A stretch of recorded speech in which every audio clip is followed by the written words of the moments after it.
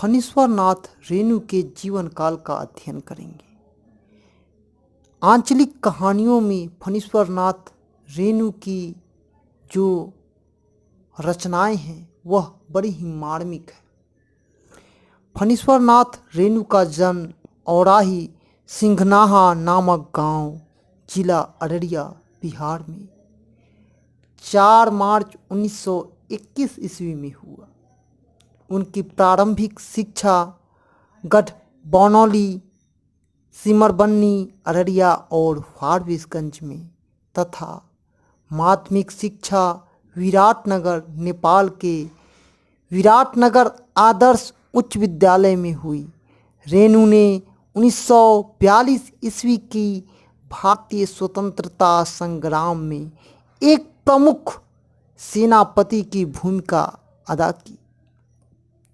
1950 ईस्वी में नेपाली जनता को राणा शाही के दमन और अत्याचारों से मुक्ति दिलाने के लिए वहाँ की सशस्त्र क्रांति और राजनीति में उन्होंने सक्रिय योगदान दिया।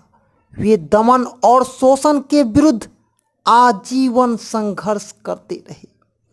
सत्ता के दमन चक्र के विरोध में उन्होंने पद्मश्री को भी त्याग दिया।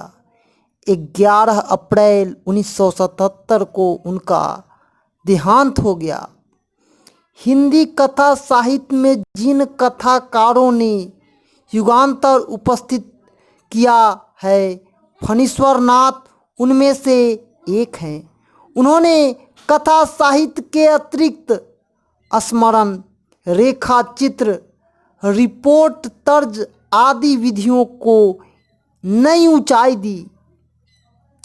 उनकी प्रमुख कृति मैला आंचल, प्रति परिकथा, दीर्घ पत्ता, कलंक मुक्ति, जुलूस, पलटू बाबू उपन्यास, ठुमरी, अगीन खोर, आदिम रात्रि के महक, एक श्रवणी दोपहरी की धूप, कहानी, हर्ष जल, धन जल, वन तुलसी की गंध, श्रुति अश्रुति पूर्व, स्मरण, नेपाल क्रांति कथा, जो कि रिपोर्ट के तर्ज आदि हैं।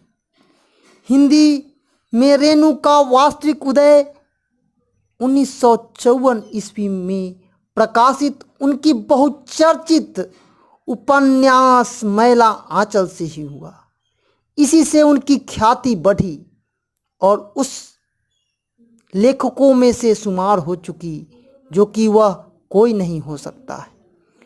1954 ईस्वी में बहुत पहले 1936 ईस्वी में ही उनकी पहली कहानी बट बावा एक साप्ताहिक विश्वामित्र में छप चुकी थी।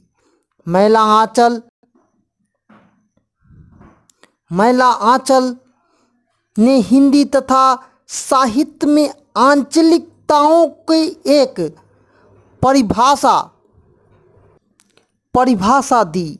उपन्यास और कहानी दोनों कथा रूप में अपनी मनोरम कलाकृतियों से रेणु ने गांव की जो चित्र खींचा है वह अमिट छाप छोड़ता है।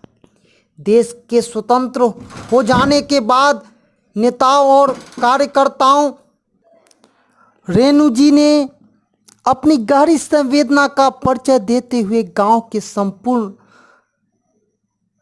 जो अंगराइयां लेती हुई चेतनाएं जीवित प्रारूप दिया है। उनके गांव में एक तरफ पुरातन जरा और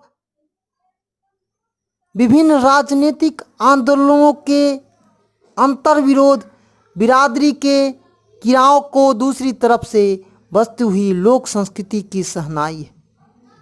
आप ये वीडियो न्यू एजुकेशन पॉइंट की तरफ से देख रहे हैं। धन्यवाद। जय हिंद, जय भारत।